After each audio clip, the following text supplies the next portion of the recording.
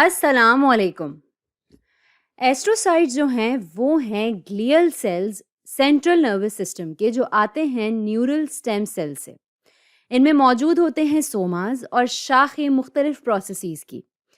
इनके काफ़ी सारे प्रोसेसेस होते हैं और बहुत सारी शाखें भी, और इसीलिए इनको कहा जाता है स्टार सेल्स, क्योंकि ये लगते हैं सितारों की तरह माइक्रोस्कोप के अंदर।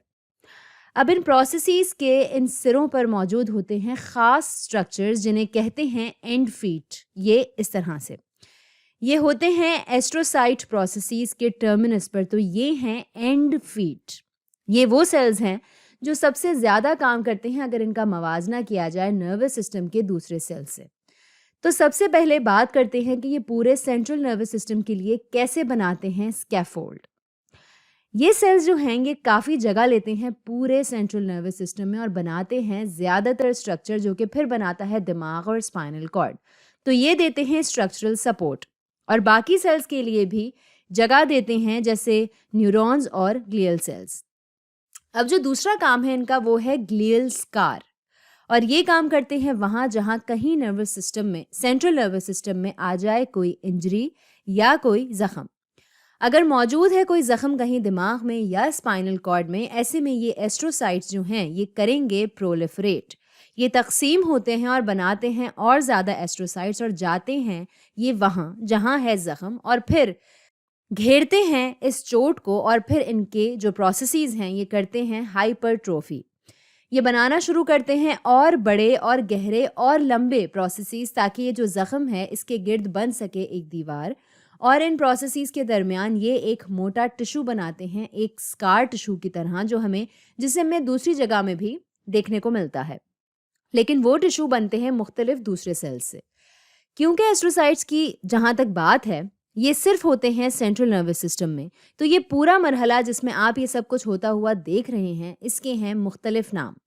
इसको ग्लियोसिस भी कहते हैं, इसको एस्ट्रोग्लियोसिस भी कहते हैं, और इसको एस्ट्रोसाइटोसिस भी कहते हैं, और रिएक्टिव एस्ट्रोसाइटोसिस भी। और जो स्कार टिश्यू बनता है इधर, इसे कहते हैं ग्लियल स्कार। और ये ग्लियल स्कार वैसा ही स्ट्रक्चरल काम सरअंजाम देता है जैसा एस्ट्रोसाइट आमतौर पर स्कैफोल्डिंग में कर रहा होता है सेंट्रल नर्वस सिस्टम के लिए।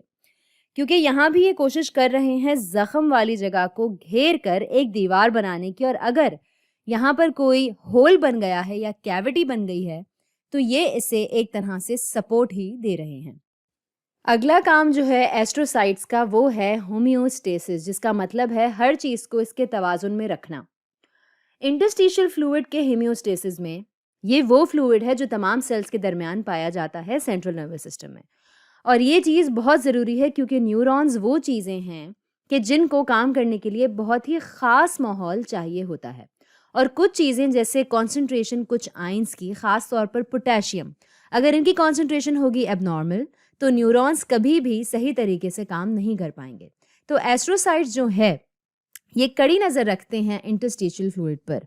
या तो ये आयंस ले रहे होते हैं या दे रहे होते हैं, और कोशिश करते हैं कि आयंस की कॉन्सेंट्रेशन हर वक्त सही तवाजुन में रहे होम्योस्टेसिस में। एक और चीज़ जो ये न्यूरॉन्स के लिए करते हैं वो है कि ये खारिज करते हैं लैक्टेट इंटरस्टिशियल फ्लूइड में।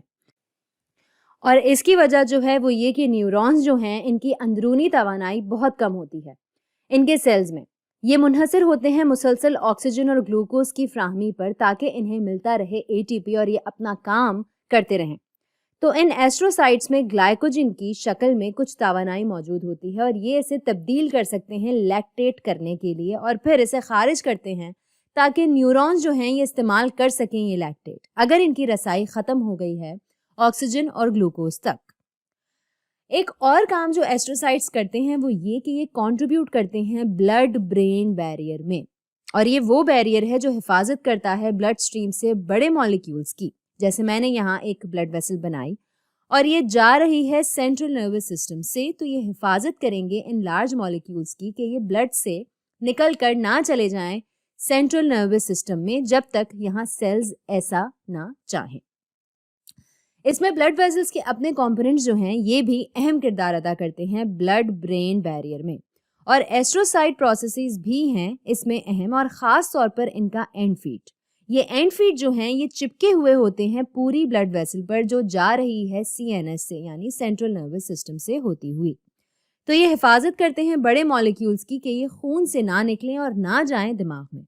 तो ये एस्ट्रोसाइट एंड फीट और ब्लड वेसल के कंपोनेंट्स के बीच काफ़ी असर रखने वाला बैरियर सिस्टम है खून और सीएनएस के दरमियान, और ये शामिल करती है स्पाइनल कॉर्ड भी, लेकिन हम इसे कहते हैं ब्लड ब्रेन बैरियर। अब एक और बहुत ख़ास काम एस्ट्रोसाइट का है, वो ये कि ये क्लियर कर देते हैं न्यूरॉन्स के बीच साइनेप्सिस को। साइनेप्सिस जो हैं ये जोड़ते हैं न्यूरॉन्स को इनके टारगेट सेल्स से।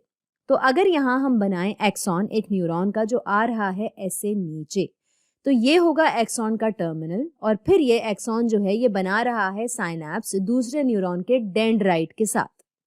अब जैसे यहाँ एस्ट्रोसाइट जो हैं ये इस्तेमाल कर रहे हैं अपने एंड फीट ब्लड वेसल को घेरने के लिए जो जा रही हैं सीएनएस से होती हुई, एस्ट्रोसाइट यहाँ भी एक्सटेंड कर रहे हैं अपने प्रोसेसेस और रख रहे हैं अपने एंड फीट पूरे साइनेप्सिस के ऊपर। तो ये एंड फीट जो हैं ये चिपके हुए हैं पूरे साइनेप्स पर और ये मदद कर रहे हैं इन साइनेप्सिस को क्लियर करने में न्यूरोट्रांसमीटर्स से। और ये चीज़ बहुत ज़रूरी है साइनेप्स को रीस्टार्ट करने के लिए या दोबारा शुरू से इसको चलाने के लिए, ताकि ये दोबारा इस्तेमाल हो सके बातचीत करने के लिए या इंटरैक्ट करने के लिए न्यूरॉन और इसके टारगेट सेल के दरमियान। और अगर ऐसा ये नहीं करते तो जो साइनेप्स है वो भी सही तरीके से नहीं कर पाएगा अपना काम।